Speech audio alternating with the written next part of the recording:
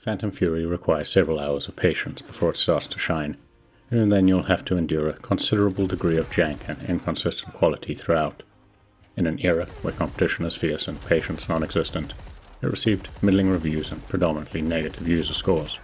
Perhaps more annoying for fans of the genre, Phantom Fury was yet another retro-inspired shooter published under Gearbox, which must have suffered from a turbulent development cycle. It's got plenty of B-movie charm, solid shooting, and some standout level design, but these moments are interspersed with clunky or dull sections, often designed to highlight derivative and undercooked mechanics that ultimately dilute the experience rather than enhance it. Phantom Fury serves as a sequel to 2019's Iron Fury and a prequel to 2016's Bombshell, which first introduced bomb disposal expert Shelley Harrison. It features all the cliched villainy you'd expect, with power-hungry military men, unethical scientists, no shortage of betrayals, and plenty of cringeworthy one-liners.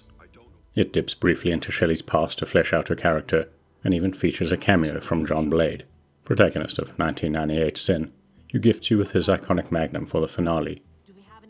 That said, it's not a game you should play for the plot, as, at best, it provides a barely coherent excuse to push you from level to level, and provides some justification for Shelley's vendetta. Unlike Iron Fury, which used a modified version of the build engine that powered its inspiration, Duke Nukem, Phantom Fury emulates classic 3D shooters, such as Quake 2, Half-Life and Sin, using an Unreal Engine 4 build that'll look and feel familiar if you've played Graven. Rather than blisteringly fast movement, snappy shooting, coloured key hunts and gory sprite work, Phantom Fury is a more grounded 3D first-person shooter, with greater verticality, more physics objects, more complex set pieces, and chunkier gore, but also an identity crisis. The opening level provides a hint of what's to come as you're forced to read emails for codes, manipulate devices using terminals, stack crates, sneak through vents, and enter 0451 on a keypad to progress, all while being bombarded with updates to your mission log.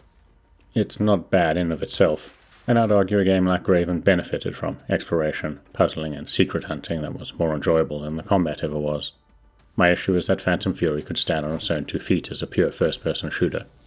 It offers a diverse and situational arsenal, and plenty of mid to late game encounters that'll test your mobility, tactics, and aim.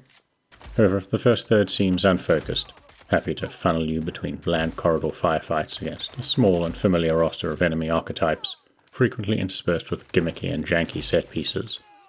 The early game also saddles you with just a basic pistol, a pitifully weak pump shotgun, and the iconic Loverboy revolver, that's still powerful, but also less reliable at locking onto enemies for a double tap.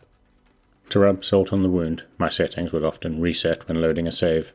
The weapon wheel would stop working until I had paused and unpaused the game, and rare hard crashes had a nasty habit of happening right at the end of grueling battles or boss fights. Despite those issues, by the time I entered the White Sands laboratory near the 3-hour mark, with nearly half the arsenal unlocked, Phantom Fury was starting to feel more like the iconic 3D shooters it wants to emulate. It pushed me to keep mobile, prioritize targets, constantly swap to the most effective tool for the job, and hoover up health and ammo pickups amidst the chaos. The degree of interactivity in the game world felt less like puzzle-based roadblocks and more integral to the combat experience. Exploding barrels and steam vents sent enemies flying. The crates and walls I used for cover would crumble under fire, while on the background glass and props shattered. Alarms went off, showering the area in water or smoke, and the soundtrack ramped up and down in sync with the action. Holding objects as shields or flinging them as weapons never felt reliable, but Shelley's bionic arm allowed me to punch melee enemies into gibs, or briefly block incoming fire as I got close with the triple-barreled motherflacker shotgun in hand. It was also around that point that the level and encounter design began to feel a little more refined, consistent, and polished. Phantom Fury follows the traditional design of tight corridors leading into open arenas, but each level felt more interconnected, and made better use of 3D space. You would emerge above or below areas you fought through earlier, open up smart shortcuts back after completing a sub-objective, while a greater variety of enemy archetypes would limit your ability to just hunker down behind corners. Standout examples include the aforementioned buried lab that takes inspiration from Half-Life's blast pit, as you work your way around a central chamber reactivating a lockdown facility, dealing with rogue GDF forces and escaped mutants. After that came the Train to Flagstaff level, which sees you blasting through claustrophobic carriages, before fighting your way across the top of the train, fending off a helicopter.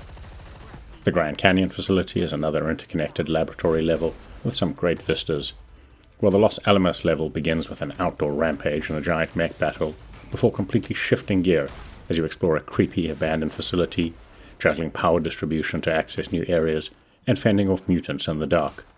The game culminates with running battles through the ruined streets of Chicago, a scrappy firefight up a skyscraper, and multi-phase rooftop boss battles.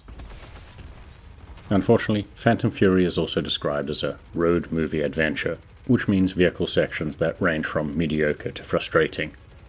Your first encounter with a GDF Jeep makes the Warthog section and 2001's Halo look remarkable in comparison, with clunky handling, boring terrain, and a useless machine gun that takes an age to just kill a basic grunt. A section in a stolen jet is entirely on the rails, leaving you to simply aim and alternate between another useless machine gun and moderately more useful missiles. The submersible section is perhaps the worst, combining imprecise movement with inaccurate torpedoes and swimming mutants that'll insta-kill you if they get close. None of these sections are particularly long in the grand scheme of things, but they're sandwiched between the good levels, felt the most janky, and always served as a downer. As a consequence, and even after 2 major patches, it's not easy to recommend Phantom Fury without highlighting the caveats. After a plodding opening hour or 2, it gets into a groove, but it's one that's periodically interrupted by weak vehicle sections. What's worse is that they never feel like a core part of the gameplay loop, just gimmicky additions that would have been better left as short cutscene transitions, so the devs could have doubled down on polishing the on-foot sections. If you've got this far though, I'd say fans of the genre should grab it on a sale. Just temper your expectations for an hour or 2, and try focus on the 80% of the game that Phantom Fury gets mostly right. If you've got this far, please consider giving the video a like and maybe subscribing to our channel, as it helps us grow.